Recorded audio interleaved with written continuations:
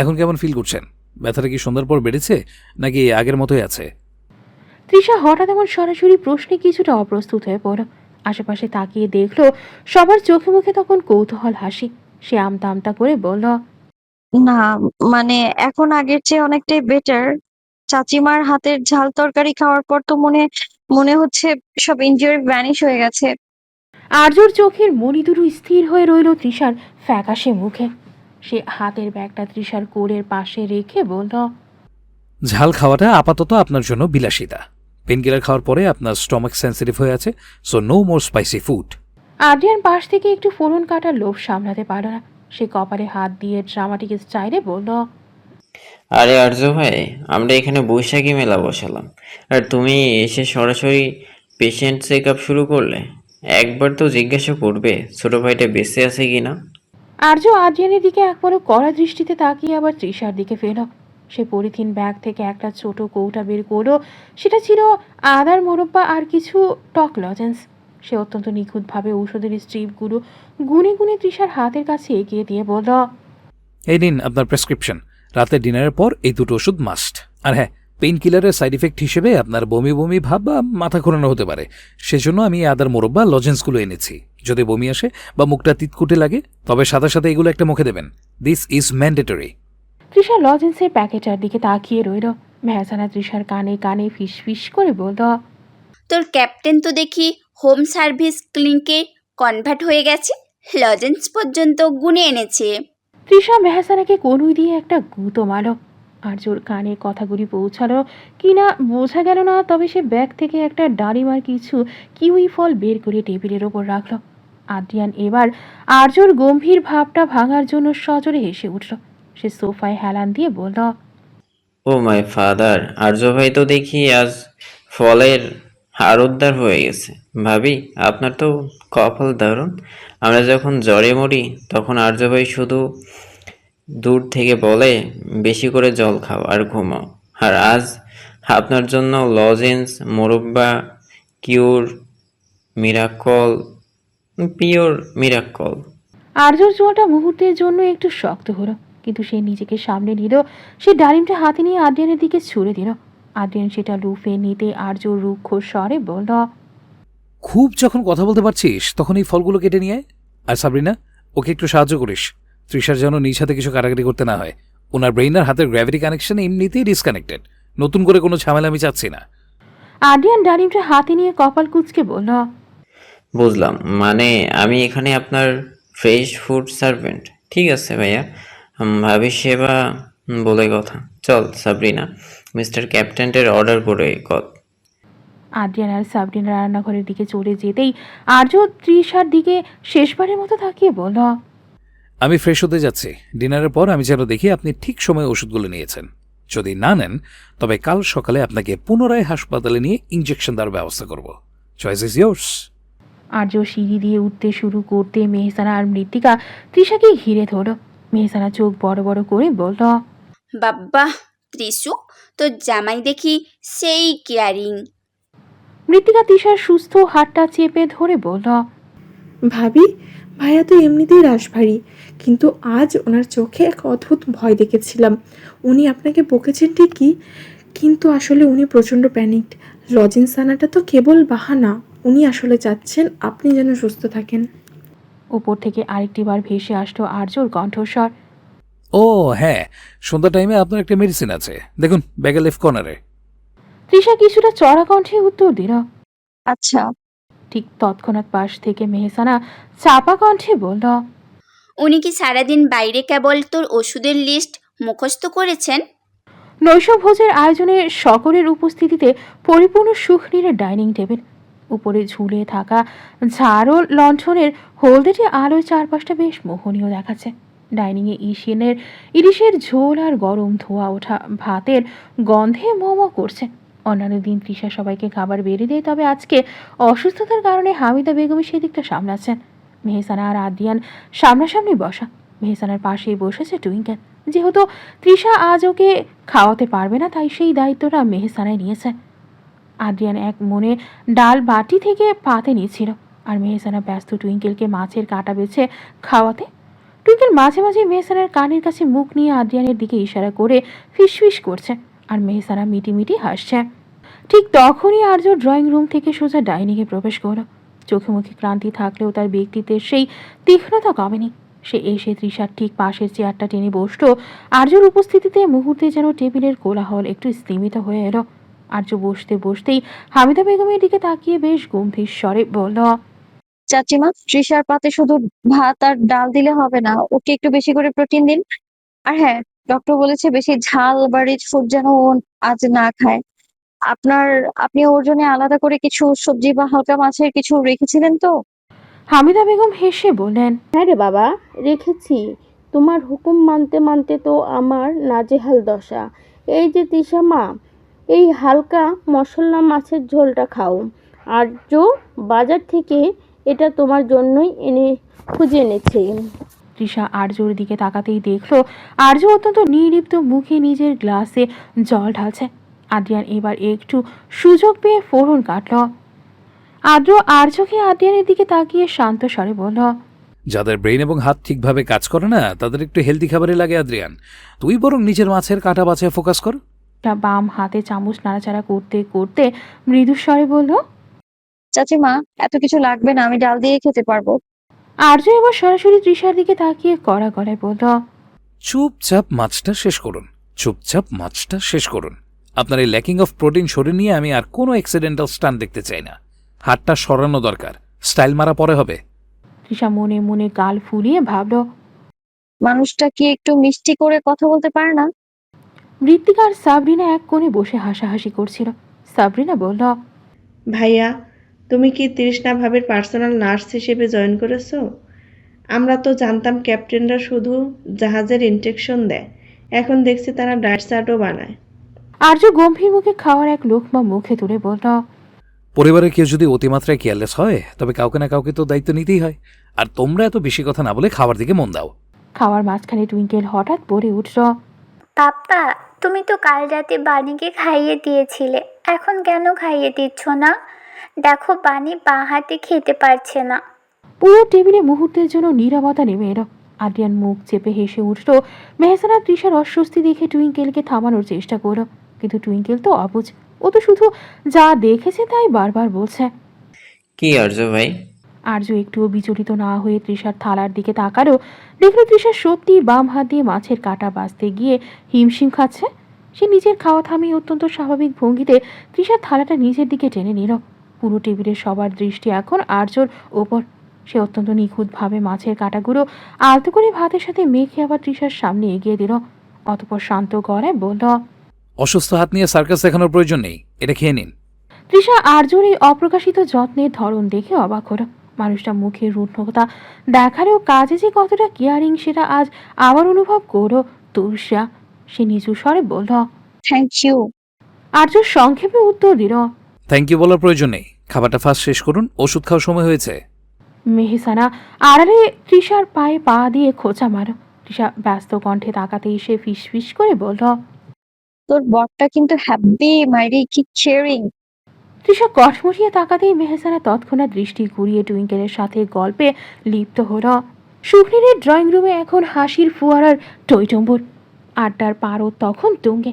Drawing রুমের ঝাড় লণ্ঠনের আলো মেহসানার উত্তেজিত মুখের উপর পড়ে ঝিকমিক করছে।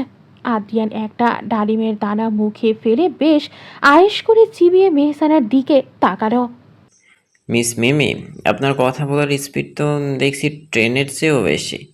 মেহসানা ভ্রু কুচকে আদ্রিয়ানের দিকে তাকিয়ে বলল, মিস্টার সার্জেন্ট, আপনার ডিকশনারিতে কি খোঁচা দেওয়া ছাড়া আর কোনো শব্দ নেই? আমি আমার ফ্রেন্ডের সাথে গল্প করছি, তাতে আপনার কি? পেট ব্যথা করছে বুঝি? আজাইরা কোথাকার। আদ্রিয়ান সোফায় আরও একটু হেলান দিয়ে বসল। ব্যথা পেটে নয় মিস, কানে। আপনার হাই পিচের ভয়েস শুনলে মনে হয় কোনো অপেরা সিঙ্গারের রিহার্সেল চলছে। তৃষা হেসে ফেলল। ব্যান্ডেজ করা হাতটা সাবধানে বালিশের ওপর রেখে বলল, আদ্রিয়ান ভাইয়া, মেহু কিন্তু রাগলে খুব ভয়ঙ্কর। ওর হাই পিচ ভয়েস যখন যখন তখন ঠান্ডারে কনভার্ট হয়ে যায়, সাবধান। টুইঙ্কেল মেহসানার কোলে বসে আদ্রিয়ানের দিকে আঙুল উঁচিয়ে বলল, চাচ্চু, তুমি মিমিকে পচা বলছো কেন? মিমি তো আমাকে কত সুন্দর গল্প শোনালো। তুমি কি জানো, মিমি বলেছে বানি যখন ছোট ছিল তখন সে ইঁদুর দেখে ভয় পেত। পুরো ঘরে হাসির রোল পড়ে গেল। তৃষা চোখ বড় বড় করে মেহসানার দিকে তাকালো। মেহসানা জিভ কেটে বলল, সরি দোস্ত, মুখ ফসকে বেরিয়ে গেছে। সরি বাট ইঁদুর, সিরিয়াসলি ভাবি, যে মেয়ে সুপারম্যান হয়ে রাস্তায় গাড়ি থামাতে চাই সে কিনা ইঁদুর দেখে ভয় পায়। আর্য ভাইকে বলতে হবে নেক্সট টাইম আপনাকে শাসন করার জন্য গাদা গাদা লজেন্স নয়, জাস্ট একটা প্লাস্টিকের ইঁদুরই যথেষ্ট। আদ্রিয়ান এবার অট্ট হাসি দিয়ে উঠতেই তৃষা তাকালো ওর দিকে সঙ্গে সঙ্গে। নিজেকে সামলিয়েও বলল, হাসাহাসি যখন চরমে ঠিক তখনই সিঁড়িতে ভারী পদধ্বনি শোনা গেল। আর্য নেমে আসছে। গায়ে এখন একটা হালকা ধোয়াটে রঙের টি শার্ট আর ট্রাউজার। চুলগুলো এলোমেলো, চোখে সেই চিরাচরিত রাশভারী চাউনি। ঘরের ভেতর ঢুকতেই হাসির শব্দটা একটু স্তিমিত হয়ে এলো। আর্য সরাসরি তৃষার সামনে গিয়ে দাঁড়ালো। হাসাহাসিটা একটু কমান। অতিরিক্ত হাসলে আপনার ব্লাড প্রেশার ফ্ল্যাকচুয়েট করতে পারে, যা আপনার ইনজুরির হিলিং প্রসেসে বাধা দেবে। মেহসানা ফিসফিস করে তৃষার কানে বলল, তোর এই লর্ড কার্জন তো দেখি রোবটের মতো কথা বলে, হাসতেও নিষেধ করছে। 9:10 আপনার ওষুধের টাইম 5 মিনিট ওভার হয়ে গেছে। আদ্রিয়ান, তোকে বলেছিলাম না খেয়াল রাখতে? তুই তো দেখছি ডালিমার আড্ডায় মশগুল। আদ্রিয়ান তড়িঘড়ি করে উঠে দাঁড়িয়ে জিভ কামড়ে বলল, সরি আর্য ভাই, মিস মিমির রেডিও শুনতে শুনতে সময়টা খেয়াল করিনি। আর্য নিচে এগিয়ে এসে ওষুধের স্ট্রিপ থেকে একটা বড় নীল রঙের সাবলেট আর একটা ক্যাপসুল বের করল। এক গ্লাস পানি দিয়ে তৃষার মুখ হাতে দিয়ে বলল, নিন, কোনো ওজোর আপত্তি শুনবো না, আর ওষুধটা গিলে আমাকে জানাবেন। তৃষা মুখটা বিদঘুটে হওয়ার ভয়ে কুঁচকে বলল, এত বড় ওষুধ একটু পরে খেলে হয় না? আর্য ভ্রু উঁচিয়ে তাকালো। আমি কি অপশন দিয়েছি? ইট ইজ অ্যান অর্ডার, চটপট খেয়ে নিন। তৃষা অগতা আর্যর চোখের শাসনের কাছে হার মানল। ওষুধটা গিলে যখন সে মুখ বিকৃত করছিল তখন আর্য ব্যাগের কোণ থেকে সেই লজেন্সের প্যাকেটটা বের করে একটা লজেন্স তৃষার সূক্ষ্ম হাতের তালুতে রাখল। আদ্রিয়ান পাশ থেকে মিটিমিটি হেসে বলল, আর্য ভাই, ডালিমটা কিন্তু দারুণ ছিল, কিন্তু তোমার এই কড়া পাহারা দেখে মনে হচ্ছে তৃষা ভাবি কোনো পেশেন্ট না, বরং তোমার ইউনিটের কোনো নতুন রিক্রুট। আর্য ওর কথার উত্তর না দিয়ে করিডোর দিয়ে গটগট করে চলে গেল। ও চলে যেতেই আদ্রিয়ান মেহসানার দিকে তাকিয়ে শান্ত স্বরে বলল, মিস মিমি, আপনি চাইলে আজ রাতে এখানে থেকে যেতে পারেন। তৃষার সাথে কথা বলার মানুষ থাকলেও হয়তো একটু বেটার ফিল করবে। তবে শর্ত একটাই, রাত 12টার পর শুকনিরে শব্দদূষণ আইনগত দণ্ডনীয়। মেহসানা মুখ লুকিয়ে ঝগড়াটে কণ্ঠে আদ্রিয়ানকে দু একটা ধমক দিতে গেল। সে কিছু বলার আগেই আর্যর কণ্ঠস্বরে থামল তারা। তৃষা, আজকে আর বেশি রাত জাগবেন না, ঘুমিয়ে পড়ুন। তৃষা হতচকিত নয়নে ওপরে তাকালো। ততক্ষণে উত্তরে গিয়ে দিকের করিডোরে পাড়ি জমিয়েছে চলে গিয়েছে। এদিকে সবাই নিজেদের কথোপকথনে বাদ দিয়ে মশগুল হয়েছে তৃষা আর আর্যকে নিয়ে দুষ্টমিতে। সে কি, আর্যর এত বড় রুম থাকতে তৃষা এখনো অন্য রুমে ঘুমায় মানে? আর তাছাড়া ওটা তো সচরাচর গেস্ট রুম হিসেবে ইউজ হয়। ওখানে তো আজ মেহসানা মা আর সাবরিনা মৃত্তিকাকে থাকতে দিব। এতক্ষণ সব ঠিকঠাক চলছিল। হঠাৎ হামিদা বেগমের এমন কথা ল্যাপটপ থেকে দৃষ্টি তুলে ভ্রু কুঁচকে তাকালো আর্য। হামিদা বেগমের দিকে তাকিয়ে বলল, আমি ইউজুয়ালি একা একা থাকতে অভ্যস্ত, আর তাছাড়া বাড়িতে তো আরো অনেক রুম আছে, ওখানেই তো ঘুমিয়ে পড়লে হয়। হামিদা বেগম এবার হাত নেড়ে আর্যকে থামিয়ে মাতৃসুলভ শাসনে বললেন, আরে রাখো তোমার ফাইল। মেয়েটার ডান হাতটা পুরো অকেজো হয়ে আছে, রাতে পাশ ফিরতে গেলেও কারো সাহায্য লাগবে। মেহসানা আর মৃত্তিকা সাবরিনারা ওর তো পাশের রুমেই হুল্লোড় করবে, ওর ঘুমের ব্যাঘাত হবে। আরজু, তুমি কি কাণ্ডজ্ঞানহীন যে নিজের স্ত্রীকে এই অবস্থায় একা ছাড়বে? তৃষা পাথরের মূর্তির মতো দাঁড়িয়ে রইল। তার হৃৎপিণ্ডটা তখন গলার কাছে এসে ধুকপুক করছে। আর্যর ওই গম্ভীর আর পারফেক্টলি সাজানো রুম এসে থাকবে ভাবতেই তার হাত পা হিম হয়ে আসছে। সে আমতা আমতা করে বলল, চাচিমা আমি ঠিক আছি, মেহু তো আছেই, ও আমায় হেল্প করবে। ঠিক তখনই টুইঙ্কেল ওদের মাঝখানে দাঁড়িয়ে দুই কোমরে হাত দিয়ে বিজ্ঞের মতো মাথা নাড়ল। সে আর্যর দিকে তাকিয়ে ঠোঁট উল্টে বলল, পাপ্পা, তুমি মিছামিছি বাহানা দিচ্ছ কেন? আমি তো কতবার বলেছি আমি পাপ্পার বাণীর মাঝখানে ঘুমোবো, কিন্তু তোমরা তো একসাথে ঘুমোও না। আজ বাণী অসুস্থ, পাপা তুমি বাণীকে স্টোরি শুনিয়ে ঘুম পাড়িয়ে দেবে। আর হ্যাঁ, বাণী কিন্তু রাতে ভয় পায়, তুমি ওর হাত শক্ত করে ধরে রেখো। টুইঙ্কেলের এই বিস্ফোরক মন্তব্যে আর্য আর তৃষা দুজনে যেন মাটির সাথে মিশে গেল। আদ্রিয়ান এক কোণে বসে মুখ চেপে হাসতে হাসতে লাল হয়ে গেছে। হামিদা বেগম এবার চূড়ান্ত রায় ঘোষণা করেন, ব্যাস, টুঙ্কেল যখন বলেছে তখন আর কথা নেই। আদ্রিয়ান, যা তো বাবা, তৃষার টুকটাক তরকারি জিনিসগুলো আরজু রুমে রেখে আয়। আর আরজু, তুমি মুখ কালো করে থেকো না, নিজের দায়িত্ব পালন করা শিখো। আর্য দীর্ঘশ্বাস ফেলে ল্যাপটপটা বন্ধ করল। সে বুঝলো চাচিমার জেদ আর টুইঙ্কেলের আবদারের সামনে তার পেশাদারি গাম্ভীর্য আজ অচল। সে চেয়ার ছেড়ে ওঠার সময় তৃষার দিকে একবার তীক্ষ্ণ দৃষ্টিতে চাইল। ঠিক আছে, তবে রুমে গিয়ে যেন আবার সারা রাত বকবক শুরু না হয়। করিডোর দিয়ে আর্যর পিছু পিছু হাঁটাটা তৃষার কাছে আজ মনে হচ্ছে যেন কোনো এক অজানা দ্বীপের অভয়ারণ্যের দিকে যাত্রা। হামিদা বেগম অত্যন্ত যত্নে করে তৃষার প্রয়োজনীয় সবকিছু আদ্রিয়ানের হাতে আর্যর রুমে পাঠিয়ে দিয়েছেন। যাবার আগে তৃষার চিবুক ধুয়ে ছুঁয়ে ইশারায় অভয় দিয়ে গেছেন তিনি। কিন্তু তৃষার ভেতরে তখন প্রশান্ত মহাসাগরের চেয়ে উত্তাল ঢেউ। সে মনে মনে আর্যকে লক্ষ্য করে অজস্র বাক্যবান ছুটছে। নিজে তো আস্ত একটা পাথরের খাম্বো, সবার সামনে এমন ভাবে বললেন যেন আমি সারা রাত রেডিওর মতো বাজি। ডিক্টেটর কোথাকার, একটা দিনও কি শান্তি নেই? এখন ওনার ওই পারফেক্টলি গুছিয়ে রাখা মিউজিয়ামের মতো রুমে কাটাতে হবে আমায়। আর্যর রুমের দরজাটা যখন মৃদু শব্দে খুলে গেল, তৃষা থমকে দাঁড়ালো। পুরো রুমটা ঠিক আর্যর ব্যক্তিত্বের মতোই আভিজাত্যপূর্ণ, ছিমছাম এবং কিছুটা শীতল। অফ হোয়াইট দেয়াল, একপাশে বিশাল বইয়ের তাক আর অন্য পাশে কাচের জানলা দিয়ে বাইরের অন্ধকার আকাশটা দেখা যাচ্ছে। বিছানার ধপধপে সাদা চাদর পাতা। আর্য ল্যাপটপের ব্যাগটা টেবিলের উপর রেখে নির্লিপ্ত গলায় বলল, দাঁড়িয়ে কেন, বিছানায় গিয়ে বসুন। আপনার ওষুধের ড্রাউজিনের শুরু হতে বেশি সময় লাগবে না। তৃষা মুখ কুচকে বিছানার এক কোণে বসল। আর্য তখন আলমারি থেকে একটা পাতলা কম্বল বের করছিল। তার প্রতিটি কাজ এত নিখুঁত যে তৃষার নিজের অগোছালো স্বভাবের কথা মনে করে আরও বেশি আড়ষ্টতা বোধ হলো। সে বাম হাত দিয়ে নিজের ওড়নাটা বারবার ঠিক করছিল। এক বিছানায় এক গাম্ভীর্যের মূর্তির সাথে রাত কাটানো ভাবতেই তার গায়ের লোম খাড়া হয়ে যাচ্ছে। হঠাৎ আর্য তার সামনে এসে দাঁড়ালো, হাতে সেই আদার মোরব্বা আর জলের গ্লাস। সে টিউবওয়েলের ওপর গ্লাসটা রেখে তৃষার ব্যান্ডেজ করা হাতটার দিকে একবার তাকালো। ব্যথা কি এখন বেশি টনটন করছে? যদি করে তবে বরফ দিতে পারি, অযথা চেপে রাখবেন না। তৃষা মাথা নিচু করে বলল, না এখন ঠিক আছি, আপনি আপনি ঘুমান, আমি একপাশে গুটিসুটি মেরে শুয়ে থাকবো। ডোন্ট ওয়ারি, রাতে বিছানায় ফুটবল খেলার অভ্যেস আছে আমার, তবে নিজেকে সামলে নেব আমি।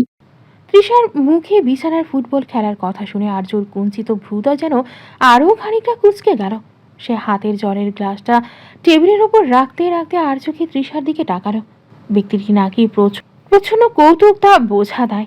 এ গম্ভীর গলায় বলল, ফুটবল খেলার শখ থাকলে কাল সকালে মাঠে নিয়ে যাব। আপাতত এই অকেচু হাটটা নিয়ে শান্ত হয়ে একপাশে পড়ে থাকুন। আর হ্যাঁ, মাঝরাতে যদি অভ্যাসবশত লাথি মেরে আমাকে বিছানা থেকে ফেলার চেষ্টা করেন, তবে কিন্তু পরদিন সকালে আপনার ওই ফুটবল রিটায়ারমেন্ট ঘোষণা করতে বাধ্য হব। Is it clear? তৃষা মনে মনে ভেঙচি কাটল। মুখে বিনয়ের অবতার সেজে বললেও মনে মনে বিড়বিড়িয়ে উঠল, উফ, মানুষটা কি রসকসহীন এক তাল পাথর, একটু রসিকতাও বোঝে না, সারাক্ষণ যেন প্যারেড গ্রাউন্ডে দাঁড়িয়ে হুকুম করছে। তবে তাকে আর কোনো কথা বলার সুযোগ না দিয়ে আর্য ফের বলল, গুটি মারার প্রয়োজন নেই, বিছানাটা যথেষ্ট বড়। আর হ্যাঁ, টুইঙ্কেল আর জেদ করেছিল আমাদের মাঝখানে শোয়ার, কিন্তু ওর ঘুমের ঘরে হাত পা ছোঁড়ার অভ্যাস আছে। আপনার ইনজুরিতে লেগে যেতে পারতো বলেই আমি ওকে চাচিমার কাছে পাঠিয়েছি। So don't worry. নিশুতি নিস্তব্ধতায় মোড়া দূর হতে ভেসে আসছে ঝিঝি পোকার একটানা আওয়াজ। আর্য করিডোরের পার্শ্ববর্তী একটা কাউচে শুয়েছে। ও একপাশের ল্যাম্পপোস্ট জ্বালিয়ে নিবিষ্ট মনে একটা ইংরেজি সাহিত্যিক পড়ায় ব্যস্ত। আর তৃষা বিছানার এক প্রান্তে বালিশে মাথা দিয়ে শুয়ে পড়ল। জানালার ভারী পর্দার ফাঁক দিয়ে গড়িয়ে আসা চাঁদের ম্লান আলো ঘরের আসবাবপত্রের ওপর দীর্ঘ ছায়া ফেলেছে। তৃষা এপাশ ওপাশ করার চেষ্টা করছিল, কিন্তু তার ব্যান্ডেজ করা হাতটি যেন এক অবাধ্য বোঝা। ঔষধের ঘোরে তার দু চোখ ভেঙে ঘুম আসার কথা থাকলেও এক অজানা অস্বস্তি তার ভয়ের চোরাবাড়ি তাকে গ্রাস করছে। আর্যর রুমের এই হাড়হিম করা শৃঙ্খলার মাঝে সে নিজেকে খুব বেমানান অনুভব করছে। হঠাৎ করে বাতাসের ঝাপটায় জানালার পাল্লাটা সশব্দে নড়ে উঠল। সে আকস্মিক শব্দে তৃষার বুকের ভেতরটা কেঁপে উঠল। তার মনে হলো অন্ধকার কোণ থেকে কেউ যেন তাকে দেখছে। ছোটবেলার সেই ভূতের গল্পের স্মৃতিগুলো একে একে ভিড় করলো মস্তিষ্কে। সে কুকড়ে গিয়ে অস্ফুট স্বরে বলে উঠল, উফ, রুমটা এত অন্ধকার কেন? ঠিক তখনই ল্যাম্পের আলোটা হুট করে নিভে গেল। সম্ভবত বাল্বটা ফিউজ হয়েছে, কিংবা আর্য নিজেই নিভিয়ে দিয়েছে।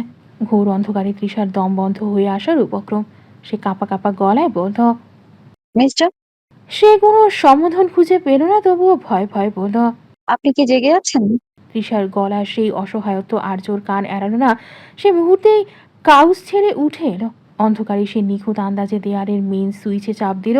মুহূর্তেই প্রজ্বলিত হলেও তীব্র পাওয়ারের রড লাইট অন্ধকারাচ্ছন্ন পরিবেশে মুহূর্তেই স্বচ্ছ আলোয় আলোকিত হলো। আর্য দ্রুত পায়ে বিছানার পাশে এসে দাঁড়ালো। দৃষ্টিগত হতেও ভ্রু কুঁচকে উদ্বেগ মিশ্রিত কণ্ঠে বলল, কি হয়েছে তৃষা? হাতটা কি খুব বেশি পেন করছে, নাকি জ্বরের মতো কোনো সেন্সেশন ফিল করছেন? তৃষা আর্য সেই সুগভীর দৃষ্টির পানে চাইতেই নিজের ভয়ের কথা বলতে গিয়ে লজ্জা পেল। সে আমতা আমতা করে বলল, না, হাত ঠিক আছে। আসলে অন্ধকারটা একটু বেশি ছিল তো, তাই ভয় পেয়েছিলাম। আপনি কি সারা রাত ওই কাউচেই থাকবেন? আগে পানি খেয়ে নিজেকে শান্ত করুন। আপনার হার্টবিট আমি এইখান থেকে শুনতে পাচ্ছি। আর সুখ নিরে কোনো ইন্ট্রোডার ঢোকার সাহস পাবে না। আর ভূতপ্রেতদের জন্য আমার এই রুমে ডিসিপ্লিন সহ্য করা কঠিন হবে। তৃষা এক চুমুক পানি খেয়ে নিজেকে কিছুটা গুছিয়ে নিল। আর্যর এই কাঠখোট্টা রসিকতার তার ভয়ের রেশটা কিছুটা কাটল। সে মৃদু হেসে বলল, আপনার ডিসিপ্লিন তো জ্যান্ত মানুষই সইতে পারে না, ভূত তো কোন ছাড়। কিন্তু আপনি কি সত্যি এই কাউচে ঘুমাবেন? আপনার কষ্ট হবে না? তৃষা প্রশ্নাত্মক দৃষ্টি মেনে বলল। অথবা আর্য তৎক্ষণাৎ দৃষ্টি ঘুরিয়ে বলল, নাথিং, ঘুমিয়ে পড়ুন। তৃষা আরও কথা বাড়ানো না, জোরপূর্বক চোখ বন্ধ করে ঘুমানোর চেষ্টা করল। আজও এবার লাইট জ্বালিয়ে রেখে পা বাড়ালো কাউচের দিকে। অতিবাহিত হলো কিছুক্ষণ। কক্ষের বিছনের বাগান থেকে ভেসে আসছে রজনীগন্ধার মিষ্টি সুবাস। ধীরে ধীরে তৃষার শাড়ি পাড়ি জমালো ঘুমের রাজ্যে। প্রভাতের উজ্জ্বল আলোক শিখা ধরিত্রীর বুকে উদ্ভাসিত হতেই শুরু হলো ব্যস্ততা। একাধারে মমতা আর ব্যস্ততার ছাপ। তৃষারা উঠেছে কিছুক্ষণ আগে। নিজের হাত ভাঙা থাকলেও টুইঙ্কেলকে নিয়ে মহা ব্যস্ত সে। কিচেনে হামিদা বেগম দ্রুত হাতে পরোটা বেলছেন। সাবরিনা তার নীল রঙের সালোয়ার কামিজের ওড়না ঠিক করতে করতে ডাইনিংয়ের দিকে ছুটছে। তার কলেজের প্রথম পিরিয়ডটা আজ কোনোভাবেই মিস করা চলবে না। অন্যদিকে মৃত্তিকার স্কুলের বিশেষ বার্ষিক ফাংশন, তাই তার সাজগোজ আর ব্যাগ গোছানোর হুলস্থুল কাণ্ডে বাড়ি মাথায় উঠেছে। আদ্রিয়ান তখন আয়নার সামনে দাঁড়িয়ে নিজের চুলের অবিন্যস্ত সেট করতে ব্যস্ত, কারণ তাকে আজ এই দুই কন্যাকে তাদের গন্তব্যে পৌঁছে দিয়ে হাসপাতালে ছুটতে হবে তাকে। ঠিক সেই মুহূর্তে সিঁড়ি দিয়ে হন্তদন্ত হয়ে প্রায় নামতে নামতে আছাড় খাওয়ার উপক্রম হলো মেহসানের। তার আলুথালু চুল আর কাঁধের ঝোলানো ব্যাগটাই বলে দিচ্ছে সে কতটা অস্থির। মেহসানাকে দেখে হামিদা বেগম রান্নাঘর থেকে বড় একখানা পরোটা নিয়ে এগিয়ে এলেন। ও মা মেহু, এত সকালে কোথায় দৌড় দিচ্ছ? এই যে গরম পরোটা আর ডিম ভাজি রেডি, লক্ষ্মী মেয়ের মতো চট করে খেয়ে নাও তো। মেহসানা ঘড়ির দিকে তাকিয়ে দ্রুত জুতো পরতে পরতে বলল, আন্টি, একদম সময় নেই গো। আমার আজ খুব ইম্পর্ট্যান্ট একটা ক্লাস আছে। আর তার উপর কাল যেভাবে হুট করে চলে এসেছি, আমার হোস্টেলের বড় আপু তো নির্ঘাত পুলিশে খবর দেওয়ার জোগাড় করেছে। ওনাকে না বলে আসাটা চরম বোকামি হয়েছে। এখন না গেলেই নয়। হামিদা বেগম কপালে ভাঁজ ফেলে বলল, সে কি কথা? খালি পেটে বাড়ি থেকে বের হওয়া আমাদের বংশের নিয়ম নেই। অন্তত এক গ্লাস দুধ খেয়ে যাও মা। মেহসানা ব্যাগটা কাঁধে ঠিক করতে করতে মাথা নাড়ল। না আন্টি, জাস্ট ইম্পসিবল। এখন রিক্সা পেতেও অনেক সময় লাগবে। আমি গেলাম। ঠিক তখনই ড্রয়িং রুমের কোণে থেকে আয়সা করে করে কফি পান করতে করতে উদয় হলো আদ্রিয়ান। সে মেহসানার এই ঝড়ো গতি সম্পন্ন প্রস্থান দেখে কৌতুকের সুরে বলল, ও মিস মিমি, তো দেখছি আজ অলিম্পিক দৌড়বিদের ট্রেনিং নিচ্ছে। তাই এইভাবে না খেলে দৌড়ালে মাঝপথে যে আপনার ওই হাই ভলিউম ইঞ্জিনটা বন্ধ হয়ে যাবে না তার গ্যারান্টি কি? মেহসানা আদ্রিয়ানের দিকে অগ্নিদৃষ্টি হেনে বলল, মিস্টার সার্জেন্ট, আপনার এই ফালতু জোক শোনার সময় আমার নেই। আমি রিক্সা পাবো কি না তাই নিয়ে টেনশনে আছি, আর আপনি কফি গিলছেন। আদ্রিয়ান কফির কাপটা টেবিলে রেখে মেহসানার একদম সামনে এসে দাঁড়ালো। সে পকেট থেকে গাড়ির চাবিটা বের করে আঙুলে ঘোরাতে ঘোরাতে বেশ রসিকতার স্বরে বলল, আরে বাবা, এত প্যানিক করার কি আছে? আপনার ওই হোস্টেলের বড় আপু তো আর আপনাকে ফাঁসি দেবে না। আর রিক্সার কথা ভুলে যান। ওই জ্যাম শহরে রিক্সা দিয়ে ক্লাস ধরা মানে হচ্ছে ক্লাস শেষের পর কলেজে পৌঁছানো। মাদার ইন্ডিয়া যখন বলেছে খেতে, তখন খেয়ে নিন, আমি আপনাকে ড্রপ করে দিব। মেহসানা এক মুহূর্ত থমকে গেল। আদ্রিয়ানের এই অযাচিত সাহায্যের প্রস্তাব তার কাছে কিছুটা অবিশ্বাস্য ঠেকল। সে সন্দিহান দৃষ্টিতে আর চোখে আদ্রিয়ানকে নিরীক্ষণ করে বলল, আপনি আপনি ড্রপ করবেন মানে কেন? আপনার তো আবার হসপিটাল আছে, দেরি হয়ে যাবে না? আদ্রিয়ান একটা দীর্ঘশ্বাস ফেলে অবলীলায় বলল, দেরি তো হবেই, কিন্তু আপনার ওই মেজাজি হোস্টেলের আপুর বকা খাওয়ার চেয়ে আমার অফিসে লেট মার্কা অনেক বেশি সেফ। তার উপরে আপনি যদি রাস্তায় ক্ষুধার চোটে জ্ঞান হারান, তবে রিক্সা চালক তো ভয়ে দেশ ছেড়ে পালাবে। তাই দয়া করে এই অধমের গাড়িতে বসুন এবং মাদার ইন্ডিয়ার হাতে বানানো পরোটা অন্তত ব্যাগে ভরে নিন। হামিদ আগম হেসে উঠে মেহসানার হাতে একটা টিফিন বক্স গুজে দিলেন। মেহসানা আর না বলতে পারল না। আদ্রিয়ানের এই অদ্ভুত ধরনের যত্ন আর আড্ডার মেজাজ তাকেই প্রকার শান্ত করল। মেহসানা বক্সটা ব্যাগে রাখতে রাখতে আদ্রিয়ানকে খোঁচা দিয়ে বলল, ঠিক আছে, তবে গাড়িতে কিন্তু আপনার ওই উদ্ভট গানগুলো বাজাতে পারবেন না। আমার মাথা এমনিতেই হ্যাং হয়ে আছে। আদ্রিয়ান হাসতে হাসতে সদর দরজার দিকে পা বাড়িয়ে বলল, গাড়ি আমার, গানও আমার হবে মিস মিমি, তবে আপনার জন্য আজ স্পেশাল কোনো মেলোডি বাজানো যেতে পারে, যাতে আপনার ওই গম্ভীর হোস্টেল আপুর মুখটা মনে পড়লে অন্তত ভয় না লাগে। জলদি আসুন। মৃত্তিকা আর সাবরিনা পেছন থেকে সমস্বরে চিৎকার করে উঠল। ভাইয়া, আমাদেরও কিন্তু দেরি হচ্ছে। আদ্রিয়ান আঙ্গুলের চাবির রিং ঘোরাতে ঘোরাতে বলল, আয় তোরা হই, ঘাড়ে চেপে বস আমার, আয়। সাবরিনা মুখ ভাঙিয়ে বলল, তোমার মতো বাদরের ঘাড়ে ঝোলার কোনো ইচ্ছা নেই, যাও তুমি যাও। আদ্রিয়ান নির্বিকার ভঙ্গিমায় সম্মুখ পানে এগিয়ে যেতে যেতে বলল, তোর মতো ব্রেনলেস গাধাকেও গাড়িতে নেওয়ার আমার কোনো ইচ্ছা নেই, যা তোর। সাবরিনা ক্রোধিত হতে হস্তে সোফায় পড়ে থাকা কুশনটা হাতে তুলে আদ্রিয়ানের দিকে ছুঁড়ে মারল। তবে ততক্ষণে আদ্রিয়ান বেরিয়ে গিয়েছে। পিচঢালা রাস্তার ওপর আদ্রিয়ানের সাদা রঙের সেরান গাড়িটি মসৃণ গতিতে ছুটছে। আদ্রিয়ান যেমন দীর্ঘলাভাবে গাড়ি চালাচ্ছে, সে তুলনায় মেহসানার অবস্থা একেবারে ভিন্ন। সে আড়ষ্ট হয়ে জানালার বাইরে তাকিয়ে আছে আর মাঝে মাঝে ঘড়ি কাঁটার দিকে তাকাচ্ছে। তার অস্থিরতা আদ্রিয়ানের তীক্ষ্ণ নজর এড়ালো না। আদ্রিয়ান এক হাতে স্টিয়ারিং ধরে অন্য হাতে মিউজিক প্লেয়ারের ভলিউমটা সামান্য বাড়িয়ে দিল। হঠাৎই গাড়ির স্পিকারে বেজে উঠল কিশোর কুমারের সেই কালজয়ী গান, ও মেরে দিল কা চ্যান। মেহসানা ভ্রু কুচকে আদ্রিয়ানের দিকে তাকিয়ে বিরক্তিসূচক কণ্ঠে বলল, মিস্টার সার্জেন্ট, আমি কি আপনাকে বলিনি অদ্ভুত সব গান বাজাবেন না? আমার অলরেডি লেট হয়ে যাচ্ছে, আর আপনি এই বিরহের গান ছেড়ে বসে আছেন। আদ্রিয়ান গানটা একটু না কমিয়ে বরং ঠোঁটের কোণে বাঁকা হাসি ঝুলিয়ে বলল, মিস মিমি, আপনার টেস্ট তো দেখছি একদম পাড়াগাঁয়ের নব্য শিক্ষিতদের মতো। আর কিশোর কুমারের গানকে আপনি অদ্ভুত বললেন? এই গানটা আপনার ওই টকবকে মেজাজটাকে কুল করার জন্য থেরাপি হিসেবে কাজ করবে। Just relax and enjoy. Mehsana গাল ফুলিয়ে জানালার বাইরে মুখ ফিরিয়ে নিল। কিন্তু মিনিট খানেক যেতে না যেতেই সে লক্ষ্য করলো আদ্রিয়ানের ড্রাইভ করার ধরনটা বেশ সাবলীল। সে জ্যামের ফাঁক ফোকর দিয়ে এমনভাবে গাড়ি বের করছে যে মেহসানার মনে হলো সে সত্যি সময় মতো পৌঁছে যাবে। আদ্রিয়ান হঠাৎ আর চোখে মেহসানার লাল হয়ে থাকা নাকটার দিকে তাকিয়ে বলল, আচ্ছা মিস মিমি, আপনার হোস্টেলের আপু কি সত্যি অতটা ডেঞ্জারাস? মানে ওনাকে দেখলে কি মানুষ ভয়ে পাথর হয়ে যায়? আপনার অবস্থা দেখে তো মনে হচ্ছে আপনি কোনো ড্রাগনের গুহায় ফিরেছেন। মেহসানা মুখ ঘুরিয়ে জবাব দিল, উনি ড্রাগন না হলেও তার চেয়ে কম নন। নিয়ম আর ডিসিপ্লিনের বিষয় একদম আপনার আর্য ভাইয়ের ফিমেল ভার্সন। রাত 12টার পর আমার রুমের লাইট জ্বললে উনি পুরো এক সপ্তাহ আমাকে করিডোরে দাঁড় করিয়ে রাখতে পারেন। এবার বুঝুন।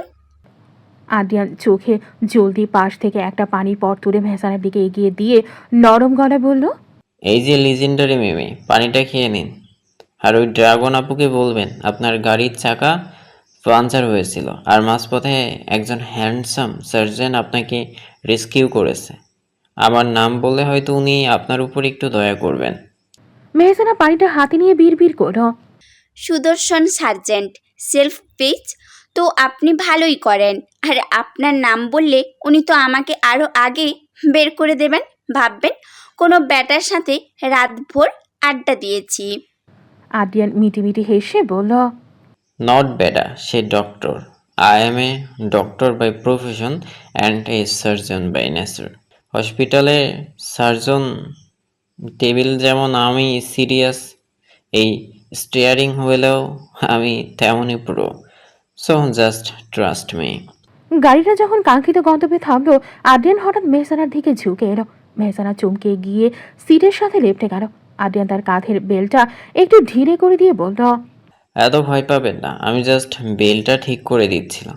আপনার গলায় ওটা চেপে বসেছিল। আর হ্যাঁ, ওই ড্রাগন আপু যদি বেশি ঝামেলা করে তবে আমাকে একটা কল দিবেন। আমি গিয়ে ওনাকে বুঝিয়ে আসবো যে আপনি আমার খুব মানে আমাদের তৃষার ভাবির বেস্ট ফ্রেন্ড। মেহসানা আদ্রিয়ানের চোখের দিকে তাকিয়ে কি যেন ভাবলো, অতঃপর গাড়ি থেকে নেমে শান্ত স্বরে বলল, ধন্যবাদ, ভাড়াটা কিন্তু আমি কালই শোধ করে দেব।